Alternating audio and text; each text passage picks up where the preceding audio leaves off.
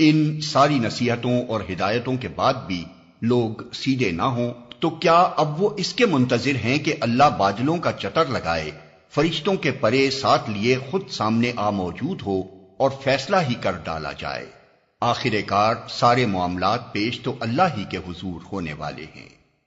बनी इसराइल से पूछो कैसी खुली खुली निशानियां हमने उन्हें दिखाई हैं, और फिर ये भी उन्हीं से पूछ लो कि अल्लाह की नेमत पाने के बाद जो कौम उसको शिकावत से बदलती है उसे अल्लाह कैसी सख्त सजा देता है।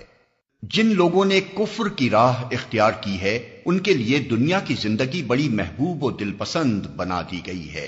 ऐसे लोग ईमान की राह इख्तियार करने वालों का मजाक उड़ाते हैं, मगर क़यामत के रोज परहेजगार लोग ही उनके मुकाबले में आली मकाम होंगे।